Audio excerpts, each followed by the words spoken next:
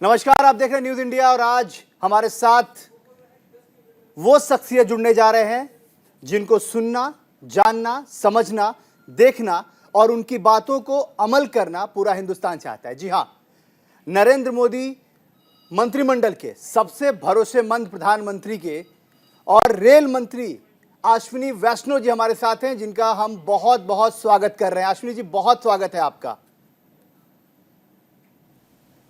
नमस्कार। सबसे पहले आपको बहुत बधाई, भारत के प्रधानमंत्री को बहुत बधाई और उस टीम के, क्योंकि सबसे अहम सदस्य आप थे, उसके लिए आपको G20 के सफल आयोजन के लिए आपको बहुत बहुत बधाई। बहुत धन्यवाद। अश्विनी जी, कैसे तैयारी रही, किस तरीके से आप लोगों ने इस सफल आयोजन को, जो कह सकते हैं कि आपने इतिहास गढ़ दिया, आप लोगों ने, आज पूरा हिंदुस्तान आप पे गौरवान्वित महसूस कर रहा है। सबसे पहला सवाल वही कि क्या कहना चाहेंगे इस सफल आयोजन के लिए?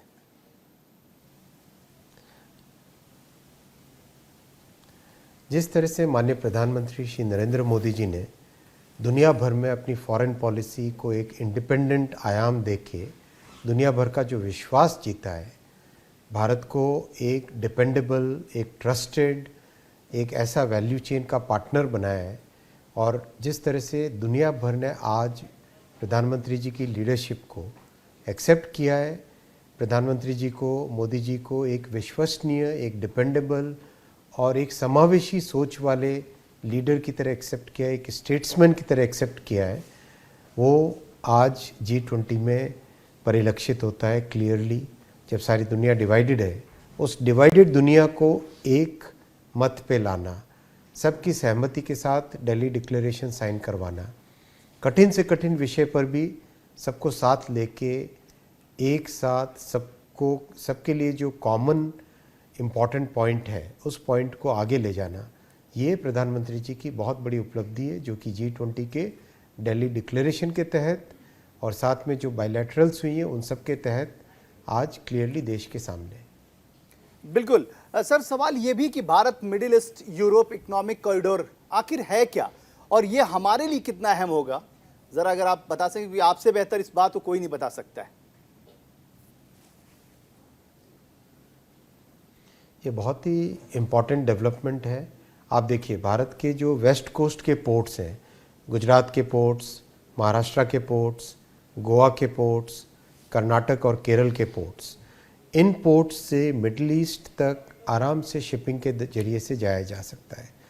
उसके आगे मिडिल ईस्ट के पोर्ट से सऊदी अरेबिया और UAE के माध्यम से जॉर्डन तक, और जॉर्डन के आगे यूरोप में देशों तक, यहाँ तक एक रेलवे कॉरिडोर बने, जिस रेलवे कॉरिडोर से यूरोप, मिडिल ईस्ट और भारत, इन तीन के बीच में कनेक्टिविटी का एक नया आयाम बने, एक स्मूथ सीमलेस कनेक्टिविटी बने, जिससे ट्रेड, ट्रांसपोर्टेशन, इन्वेस्टमेंट और नई अपॉर्चुनिटीज़ बने, भारत की रेलवे टेक्नोलॉजी को ग्रहण करने का, एक्सपोर्ट करने का एक नया माध्यम बने। जैसे टेलीकॉम में आज भारत एक्सपोर्ट कर रहा है टेक्नोलॉजी, डिजिटल में भारत टेक्नोलॉजी को एक्सेप्ट कर रहा है।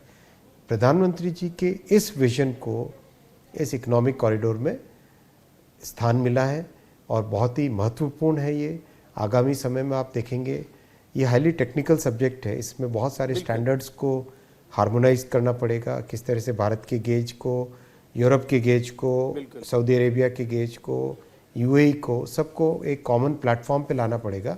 कॉमन प्लेटफॉर्म पे लाके इसको डेवलप करना है। बिल्कुल सर, ये कहना गलत नहीं होगा ना कि ये सिर्फ एक रेल परियोजना नहीं है, ये शिपिंग और रेल परियोजना है। कॉरिडोर को तैयार होने के बाद देश को कितना फायदा हो सकता है, और सबसे बड़ी बात कि सर, आपको लगता है कि ये G20 की वजह से ये हो पाना या इस पर चर्चा हो पाना आसान हुआ? क्योंकि आपकी सोच बहुत, हमने पहले भी आपसे जब बात की थी, आपने कहा कि हम चाहते हैं कि भारतीय पटल, जो ये भारतीय रेल है या भारतीय जो चीज़ें हैं, वो विश्व पटल पे अपनी छाप छोड़े, और ये कहीं ना कहीं से एक सेतु का काम करता हुआ नजर आ रहा है। क्या ये कहना गलत नहीं होगा? आपकी बात एकदम सही है। ये शिपिंग और रेलवे का कंबाइंड कॉरिडोर है, कॉमन कॉरिडोर है, और जिस तरह से PM साहब ने आत्मनिर्भर भारत की कल्पना की थी, आत्मनिर्भर भारत में भारत की टेक्नोलॉजी को विदेशों में लेके जाना, जैसे टेलीकॉम का एग्जांपल दूँ तो बायलैटरल यूएस और भारत के बीच में जो बायलैटरल हुआ उसमें एक बहुत ही महत्वपूर्ण एग्रीमेंट साइन हुआ कि अमेरिका के रिप एंड रिप्लेस प्रोग्राम में भारत के टेलीकॉम इक्विपमेंट को स्थान मिलेगा। यानी क्या, इसका मीनिंग हुआ अमेरिका में आज जितने भी नॉन ट्रस्टेड देशों से आए हुए उपकरण हैं उन सबको हटाया जा रहा है और उनकी जगह ट्रस्टेड देश से आए हुए उपकरण लगाए जा रहे हैं।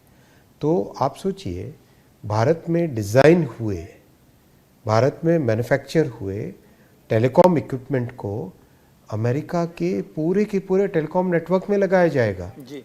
कितनी बड़ी उपलब्धि है। ये भी G20 के साथ में एक बायलैटरल का हिस्सा है।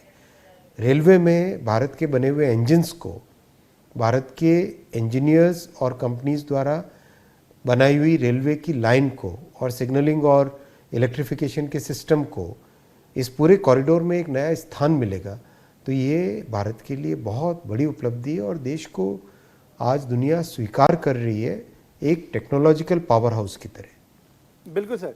सर ये भी क्या कहना गलत नहीं हो कि अमेरिका और यूरोप की तरह जैसे हम कभी कुछ सीखने के लिए, कुछ समझाने के लिए, आप खुद इंजीनियर रहे हैं, आप तमाम चीज़ों को बहुत बेहतर जानते हैं कि इसके लिए हम फॉरेन भेजते थे अपने डेलीगेशन को, अपनी टीम को, वो वहाँ जाते थे और चीज़ों को समझ के आते थे।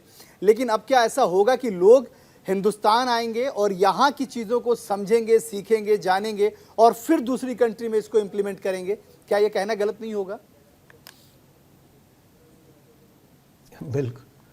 बिल्कुल ऐसा ही हो रहा है, ऐसा हो ही रहा है अभी। आप देखिए ना, आपने कई पिक्चर्स देखे होंगे, ऐसे देश जो कि टेक्नोलॉजी में बहुत ही पावर हाउस माने जाते थे, उन देशों के digital ministers, foreign affairs ministers, वो आके भारत में डिजिटल टेक्नोलॉजी का अनुभव कर रहे हैं। बिल्कुल। वो अपने अपने डेलीगेशंस भेज रहे हैं कि देखो, समझो क्या बनाया पीएम साहब ने डिजिटल इंडिया के तहत। और डिजिटल इंडिया में बने हुई टेक्नोलॉजी को आज मान्यता मिली है, स्वीकार्यता मिली है और दिल्ली डिक्लेरेशन में एक महत्वपूर्ण स्थान मिला है डीपीआई को जी। इसका फ्रेमवर्क क्या होगा, स्टैंडर्ड्स। मान लीजिए यूरोप का कोई देश भारत की डिजिटल टेक्नोलॉजी को अडॉप्ट करना चाहता है तो उसके लिए क्या चाहिए? उसके लिए सबसे पहले कॉमन स्टैंडर्ड्स चाहिए, एक कॉमन फ्रेमवर्क चाहिए। इम्प्लीमेंटेशन कैसे होगा उसका ध्यान कौन रखेगा, किस तरह से इम्प्लीमेंट करेगा, वो फ्रेमवर्क चाहिए। फिर लीगल उनके स्टैंडर्ड्स कैसे हैं, हमारे स्टैंडर्ड्स कैसे हैं, उसके बीच में तारतम्य क्या होना चाहिए। तो इन सब चीज़ों का इस दिल्ली डिक्लेरेशन में एक सिग्निफिकेंट चैप्टर बना है, एक सिग्निफिकेंट पोर्शन बना है, जिससे कि भारत की टेक्नोलॉजी को दुनिया आके देखेगी, अनुभव करेगी और भारत से एक्सपोर्ट करेगी उस टेक्नोलॉजी को। बिल्कुल सर। क्योंकि आप आईटी मिनिस्टर भी हैं, आपके पास जिम्मेदारियां भी हैं उसकी, और मतलब आपने डिजिटल इंडिया की बात की और डिजिटल इंडिया इस वक्त पूरे वर्ल्ड में, मतलब जिस तरीके से आप लोगों ने इस G20 में भी प्रदर्शित किया है चीज़ों को, लोग बारी बारी देख भी रहे थे, एग्जामिन भी कर रहे थे और लोग चाहते थे कि जो फॉरेन के जो भी डेलीगेशन के थे या जितने भी फॉरेनर मीडिया थे, वो चाहती थी कि इसको वो आगे भी लेके और आगे भी इम्प्लीमेंट करे। तो आपको लगता है कि इसमें और भी चीज़ें करने की ज़रूरत है, और भी बेहतर करने की ज़रूरत है? क्या कहीं कुछ ऐसी चीज़ें हैं जिसको और बेहतर किया जा सकता हो आपके हिसाब से, अगर आपको ऐसा लगता हो तो?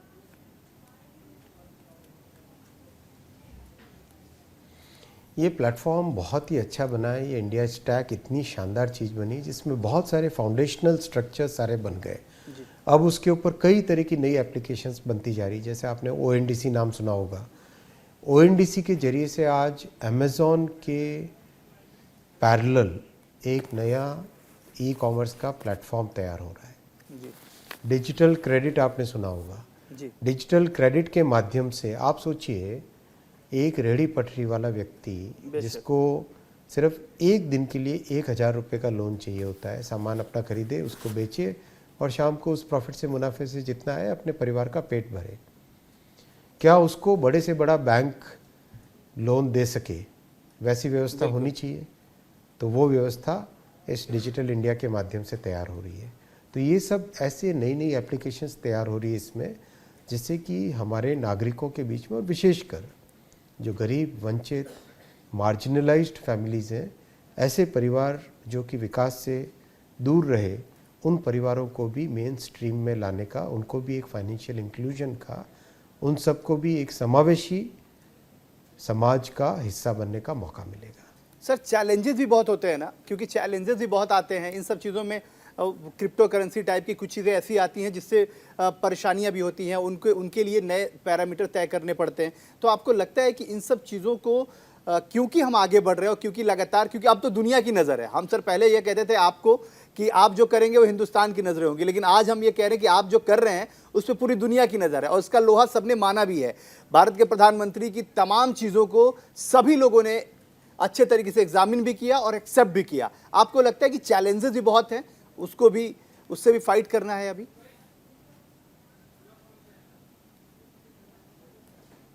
बिल्कुल चैलेंजेस आएंगे और उन चैलेंजेस को एक धैर्य के साथ, बहुत ही गंभीरता के साथ एक्सेप्ट करेंगे और एक्सेप्ट करके उनको ओवरकम भी करेंगे। डिजिटल में फिज़िकल बाउंड्रीज काम नहीं आती है। आप एक यहाँ पे बटन प्रेस करते हैं जी मान लीजिए अपने मोबाइल फ़ोन का, जी, उसमें दुनिया के किस हिस्से में सर्वर रखा हुआ है आपको पता नहीं होता है। बेशक। इसीलिए इंटरनेशनल कोऑपरेशन बहुत इम्पॉर्टेंट है। तो इस G20 में इंटरनेशनल कोऑपरेशन साइबर सिक्योरिटी के लिए, क्रिप्टो के लिए, नई टेक्नोलॉजीज़ जो आ रही है उनके लिए, AI के लिए, इन सब के लिए भी बहुत बड़े अग्रीमेंट्स बने। आप देखिए 90 से अधिक आउटकम डॉक्यूमेंट्स तैयार हुए हैं। जी इससे पहले जो सबसे ज़्यादा आउटकम डॉक्यूमेंट होते थे वो 20, 25, 30। तो मतलब एकदम सीरियसनेस के साथ प्रधानमंत्री जी का हमेशा एक उनका विजन रहता है, उनका काम करने का तरीका ये है कि आज जो विश्व के सामने जो मुद्दे हैं, बेशक। उन सब मुद्दों पे हम सब मिलके अगर काम करेंगे तो हम इसको सॉल्व कर पाएंगे। तो उसी भावना के साथ काम किया है और यही इस G20 की बड़ी सफलता है। बिल्कुल धन्यवाद सर। जी एक आखिरी सवाल सर, G20 में अफ्रीकन यूनियन को शामिल कराना ये कितनी बड़ी उपलब्धि के तौर पे देखा जाए और कितना बड़ा माना जाए? क्योंकि जिस तरीके से आज सर अभी से ठीक 1 घंटे के बाद पूरे अफ्रीकन कंट्रीज के जितने भी बड़े लीडर्स जो इस वक्त हिंदुस्तान में हैं वो सभी लोग मिलकर सेलिब्रेशन करने वाले हैं। इसको कितनी बड़ी उपलब्धि के तौर पे देखा जाए, क्योंकि ये भारत के पटल पे हुआ, दिल्ली में हुआ, दिल्ली डिक्लेरेशन का एक सबसे बड़ा अहम हिस्सा था ये। आप उसको कितनी बड़ी उपलब्धि के तौर पर देखते हैं? क्योंकि ये अपने आप में इस चीज़ों को लाना और उसको इम्प्लीमेंट कराना, जहां विश्व की तमाम विश्व शक्ति बैठी हो और वहां अपनी बात को मनवा ले जाना, ये मतलब भारत के प्रधानमंत्री के लिए तो कहना बिल्कुल लाजमी सा बनता है कि अगर हौसला बुलंद हो तो मंजिल करीब होती है। तो क्या आप इसको देखते कैसे हैं, इतनी बड़ी उपलब्धि को? ये बहुत बड़ी उपलब्धि है, बहुत बड़ी उपलब्धि है कि अफ्रीका जो कि इतना बड़ा कॉन्टिनेंट है, उस कॉन्टिनेंट को, उसकी वॉइस को G20 देशों में परमानेंट स्थान देना, ये प्रधानमंत्री जी ने गारंटी दी थी और उसको पूरा करके दिखाया। मोदी जी जो कहते हैं वो करते हैं। धन्यवाद। बहुत बहुत धन्यवाद सर, आपने वक्त निकाला हमारे लिए, बहुत धन्यवाद। क्योंकि साफ तौर पे हमारे साथ रेल मंत्री और उन्होंने बहुत कीमती वक्त निकाला और साफ तौर पे उन्हें बताया किस तरीके से भारत जो विश्व पटल में इस वक्त पूरे विश्व की नज़रें भारत पे हैं। G20 की सफलता को लेकर उन्होंने चर्चा की। उन्होंने बताया कि जो भी दिल्ली डिक्लेरेशन है उससे कितने सारे फायदे और होने वाले हैं। वक्त हो गया एक छोटे से ब्रेक का। ब्रेक के उस पार खबरें लगातार जारी हैं, क्योंकि यहाँ खबरें रुकती नहीं हैं।